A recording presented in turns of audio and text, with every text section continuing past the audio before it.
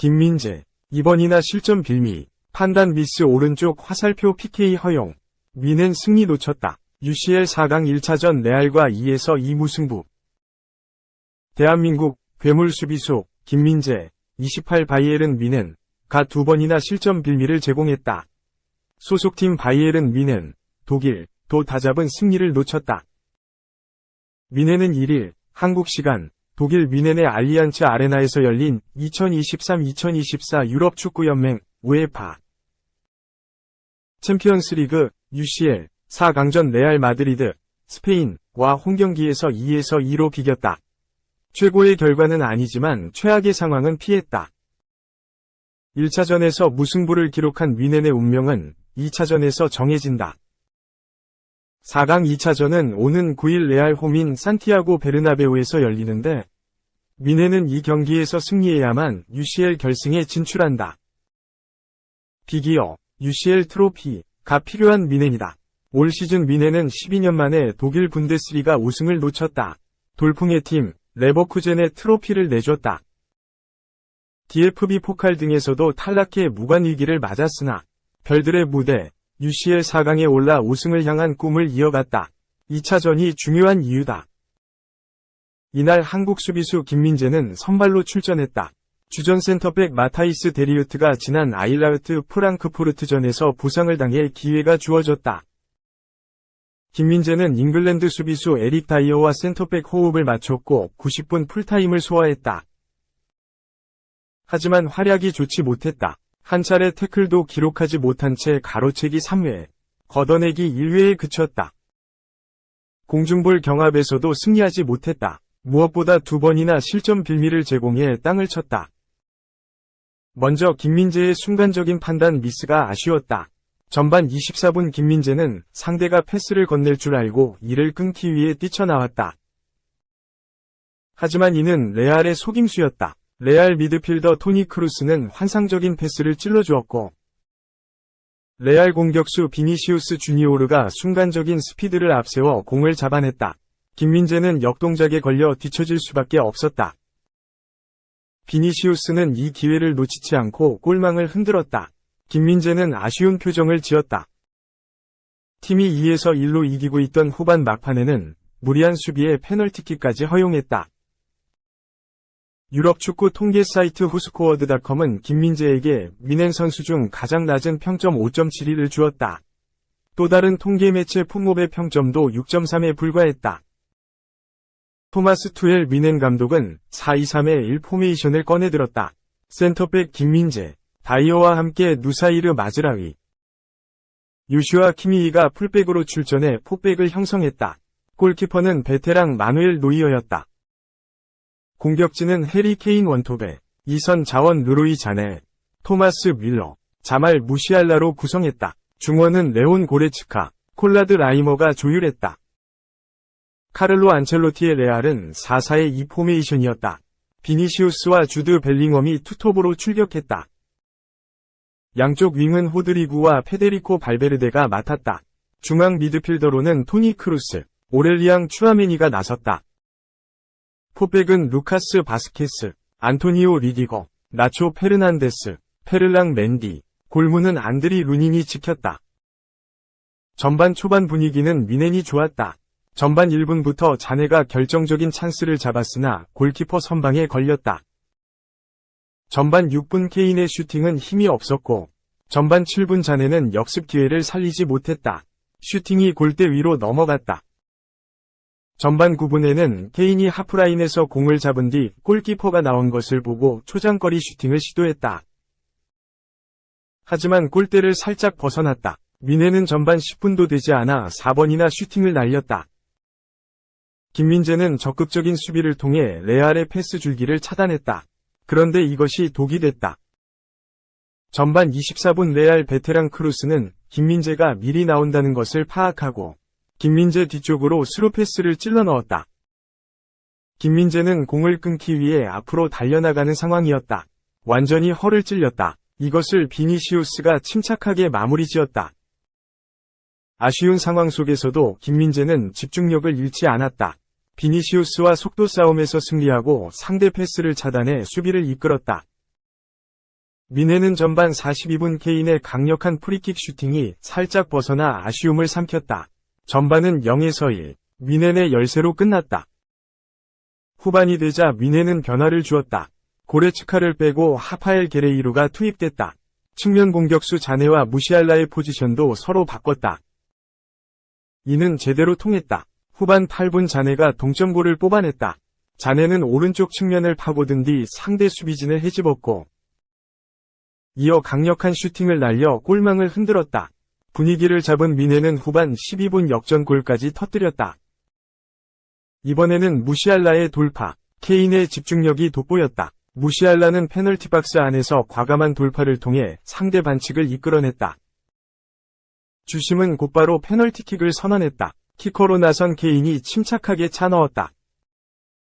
미네는 계속해서 상대를 압박했다. 골로 연결되지는 않았으나 케인, 다이어가 슈팅을 몰아쳤다. 하지만 김민재가 막판 또 한 번 아쉬운 수비를 보였다. 후반 38분 상대 공격을 막아내려다가 페널티킥을 허용한 것. 이에 레알 키커 비니시우스가 골 네트를 흔들어 동점을 만들었다. 결국 미네는 홈에서 승리를 놓쳤다. 경기는 2에서 2로 끝났다. 2. 히어 위고, 로마노 인증, 도르트문트, 첼시에서 임대로 데려온 수비수와 이번 시즌 이후에도 함께하길 바라는 중. 이적시장 전문기자 파브리지오 로마노는 지난 30일 한국 시간 도르트문트는 이번 시즌 이후에도 마트센이 구단에 남길 바란다 라고 전했다. 네덜란드 출신인 마트센은 주 포지션이 레프트백인 자원이다. 그는 2018년 여름 첼시 유소년 팀에 입단했다. 그는 유망주 시절 찰턴 애슬레틱, 코벤트리 시티, 번리 등에서 임대 생활을 하며 경험을 쌓았다. 마트센은 이번 시즌을 앞두고 첼시에 남았지만 충분한 기회를 받지 못했다. 그는 2023-24 시즌 모든 대회 통틀어 15경기의 모습을 드러냈다. 출전이 필요했던 마트센은 지난 1월 독일 분데스리가 도르트문트로 임대 이적했다. 마트센은 도르트문트에서 인상적인 모습을 보여주고 있다. 그는 도르트문트 이적 후 18경기 2골 2도움을 기록하고 있다.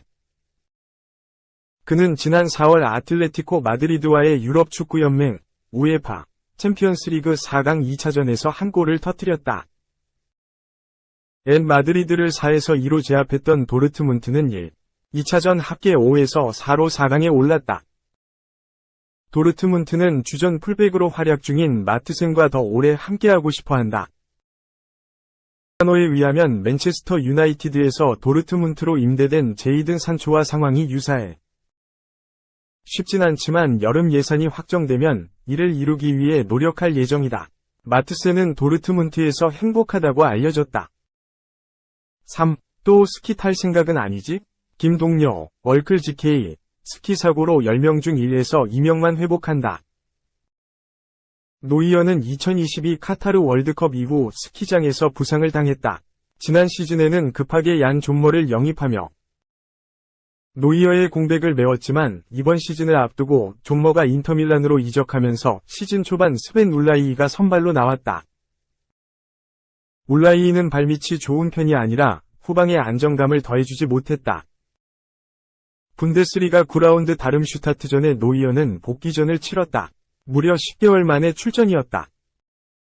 노이어가 김민재 합류 이후 처음으로 경기장의 모습을 드러내면서 김민재와 노이어는 첫 호흡을 맞췄다. 미네는 안정적인 수비를 바탕으로 8에서 0대승을 거뒀다. 노이어의 복귀전은 성공적이었다. 노이어는 스키 사고로 당한 부상을 회상했다. 노이어는 다시 축구를 할 수 없다면 내 삶이 어떻게 될지 모르겠다. 위르진과 재활팀에 물어보면 지금 내가 경기에 나선다는 걸 믿지 못할 것이다. 아마 10명 중 1에서 2명만 스키 사고로 인한 부상에서 회복할 수 있다. 라고 이야기했다. 노이어는 오랜 기간 바이에른 뮌헨의 골문을 지키고 있다. 그도 당연할 것이 노이어는 잘루이지 부폰, 이케르 카시아스를 잇는 세계 최고의 골키퍼다. 노이어는 샬케 04 유스를 거쳐 샬케에서 프로 데뷔에 성공했다. 노이어는 유럽 축구연맹, 우에파, 챔피언스리그, UCL, 분데스리가에서 좋은 선방을 보여주며 주목을 받았다. 2011에서 12시즌 미넨이 노이어에게 접근했고 노이어는 미넨의 유니폼을 입었다. 노이어는 미넨에서 영광스러운 시간들을 보냈다. 미넨에서 많은 트로피를 들어 올렸고 트래블만 2번 경험했다. 2012에서 13시즌과 2019-20 시즌에 트래블을 달성했다. 2019-20 시즌에는 6관왕이었다. 노이어는 현대 축구에 적합한 골키퍼다. 노이어는 동물적인 반사신경으로 눈부신 선방을 보여준다.